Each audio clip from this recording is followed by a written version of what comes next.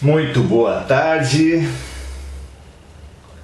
como estão os amigos? Vamos nos chegando para a nossa comunidade da oração-ação. Nós que nos temos reunido em função da paz, tentando contrapor essa guerra que o mundo vem cultivando, que nós vimos cultivando, que explodiu agora na Ucrânia, mas antes foi na Síria, Afeganistão, Irã, Iraque. Por todo lado, por toda a história, temos explodido em guerras nacionais, com armas clássicas. E se formos contar as outras muitas guerras, as disputas comerciais, a luta de classes, a guerra dos sexos, a guerra das religiões, se for computar todas as guerras, não só nós nunca paramos, mas travamos guerras simultâneas. Essa tem sido nossa triste realidade.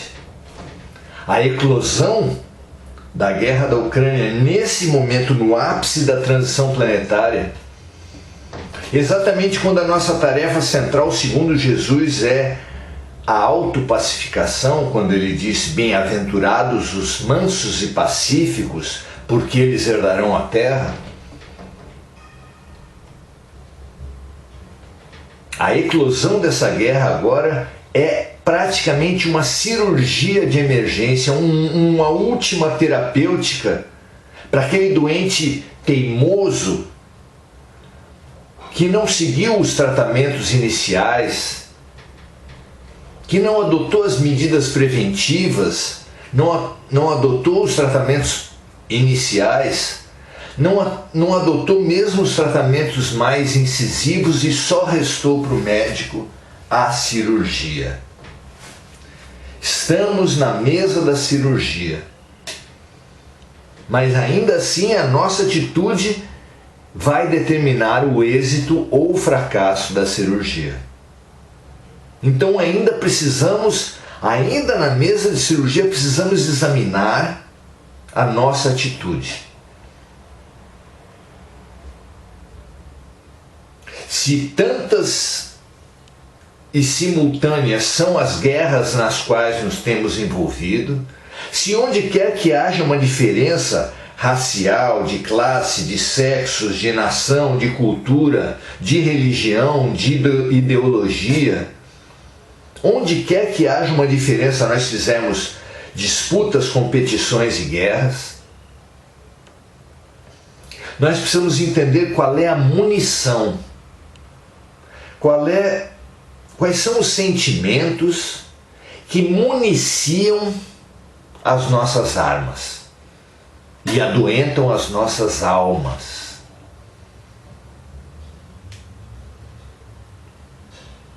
Nós temos feito a comparação que as guerras são como incêndios e que nem as nossas orações vão contribuir se nós não olharmos para nós mesmos. Porque num incêndio, se nós atiramos o conteúdo de quaisquer baldes nos incêndios, nós podemos piorar muito as situações, piorar muito para nós mesmos.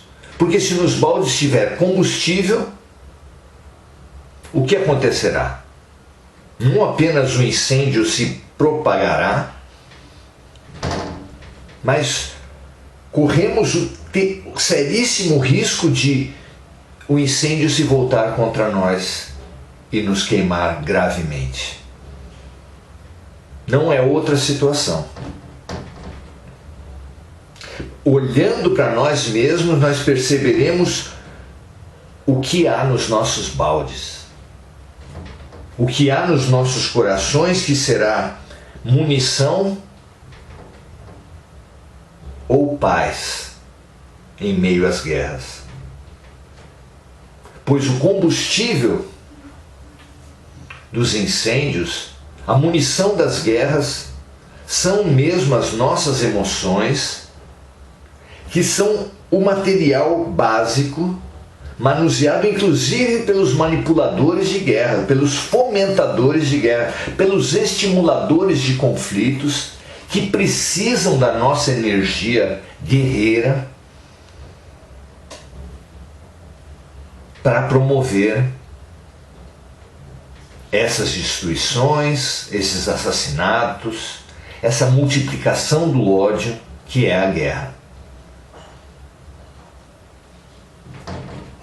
Nós temos acumulado irresponsavelmente grandes quantidades de combustível em nós.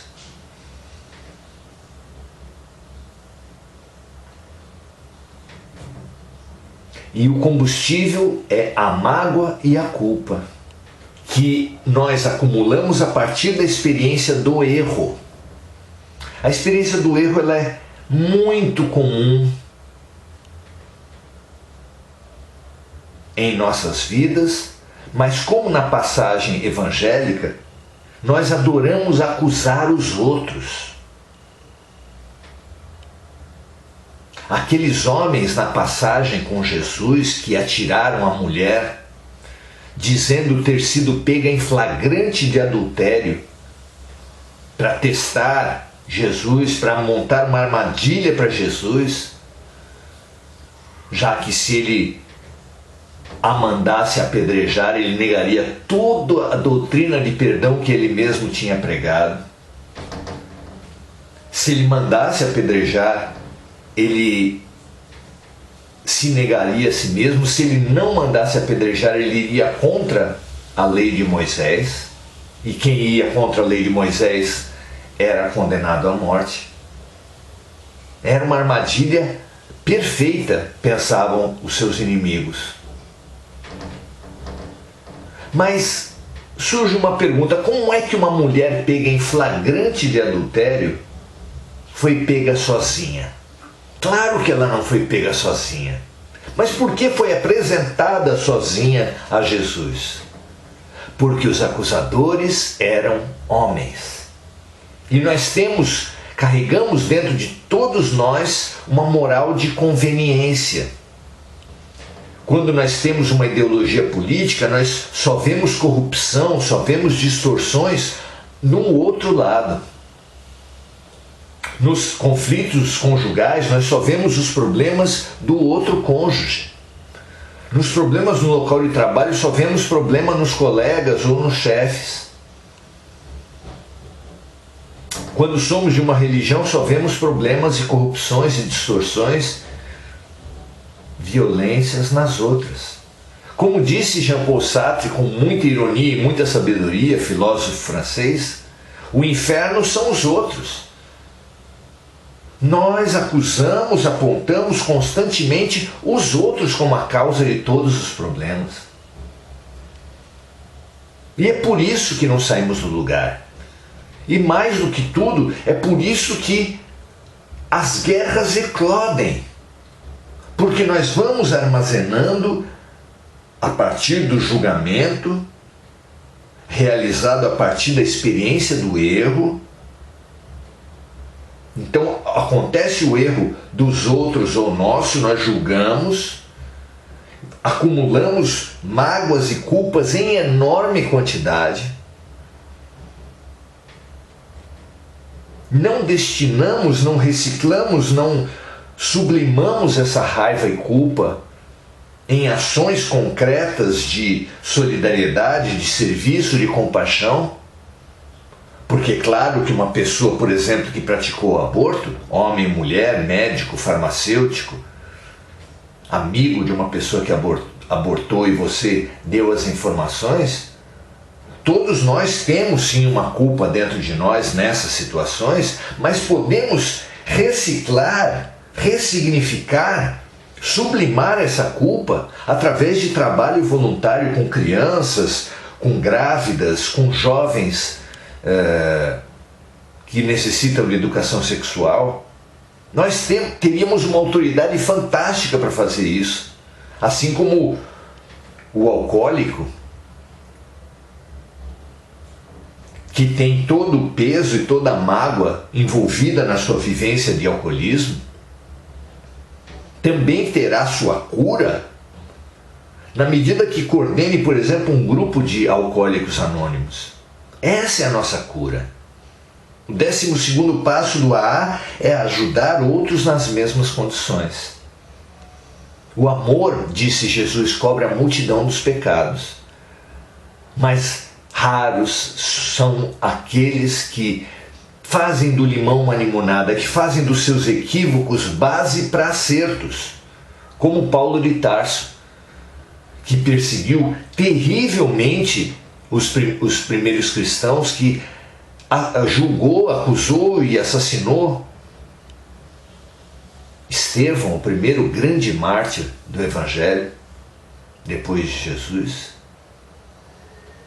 Mas usou essa energia, essa culpa, que emergiu, essa consciência do erro profunda que surgiu em sua alma, como combustível para alimentar um projeto de disseminação do Evangelho luminoso,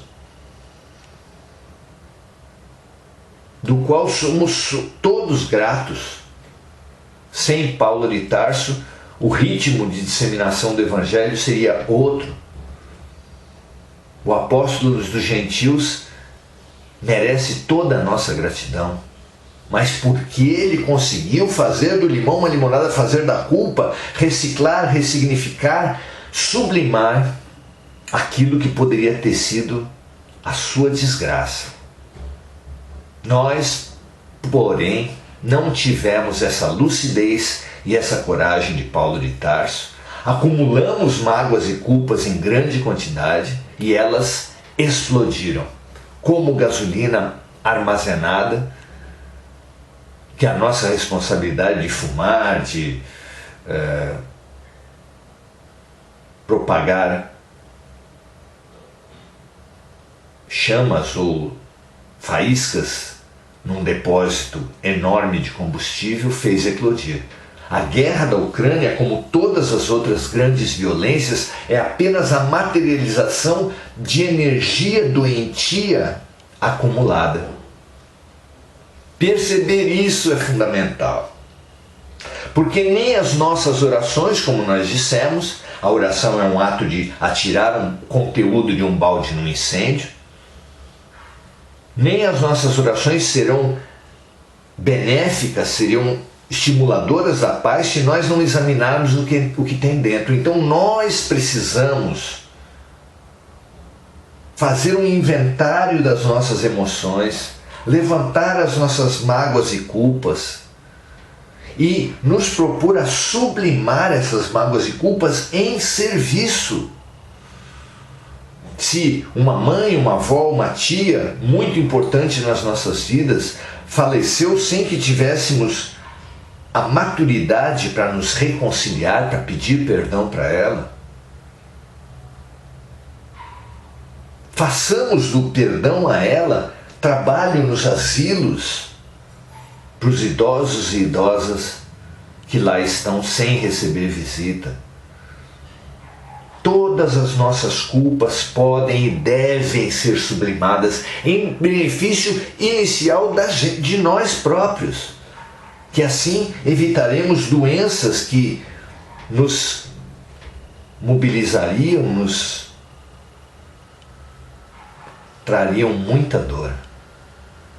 E em benefício, é claro, das outras pessoas, amando o próximo como a nós mesmos, nós nos melhoraremos, porque é dando que se recebe, é promovendo a cura que somos curados, é perdoando que somos também perdoados. Assim nós vemos no Evangelho, assim em São Francisco. Aceitemos o espelho da Ucrânia. Trabalhemos para a paz na Ucrânia, no Afeganistão, na Síria, no Brasil pré-eleitoral, que é um depósito terrível de combustíveis, de mágoas, de culpas, que pode explodir nas nossas famílias, nos nossos colos, nas nossas amizades, nos nossos locais de trabalho. Se nós não sublimarmos em boas ações, em ações de fraternidade e de solidariedade, toda essa energia explosiva que nós temos acumulado. Como exercício para essa reciclagem, vamos com São Francisco. A oração de São Francisco é a oração da reciclagem. Pensemos a oração de São Francisco como um movimento interior, de planificação interior e de transbordamento para os outros, para o mundo. Pedindo, Senhor, fazei de nós, de todos nós aqui reunidos, instrumentos de vossa paz. Onde houver ódio, em mim e nos outros, que nós levemos o amor. Onde houver ofensa, em nós e nos outros, que nós levemos o perdão. Onde houver discórdia, assim dentro como fora, que nós levemos a união. Onde houver dúvida e medo, que nós levemos a fé. Onde houver erro, assim no interior como no exterior, que nós levemos a verdade.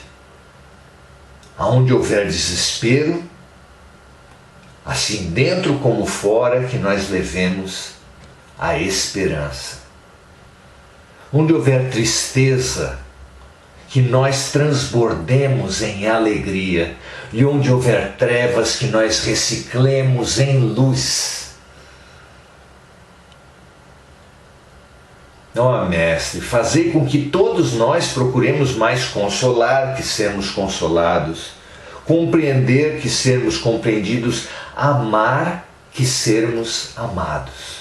Porque é dando que receberemos, é perdoando que seremos perdoados.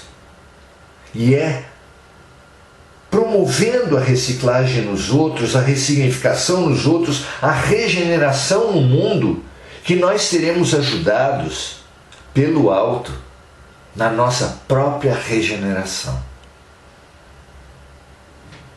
Que assim seja com todos nós. Abramo-nos para a paz. Façamos em nós a paz que nós desejamos na Ucrânia, nos todos os países em guerra, nas guerras militares, das armas, mas também na guerra da criminalidade, mas também na guerra entre as classes sociais, entre as profissões, entre as religiões, entre os sexos, entre as raças, entre as culturas, entre as etnias. Todas as guerras sejam pacificadas em sua raiz, que é o egoísmo, que é o orgulho, que é a mágoa, que é a culpa. Que assim seja. Sejamos amigos e amigas, instrumentos da paz de Deus. Graças a Deus, muito obrigado pela sua participação. Espalhe a paz. Sempre a partir de si mesmo, mas espalhe mensagens de paz, filmes de paz. Esse nosso momento, compartilhe. Faça o Evangelho no lar, que é a partir do lar, a partir da família, a partir das nossas casas, que nós poderemos fazer esse transbordamento para o mundo.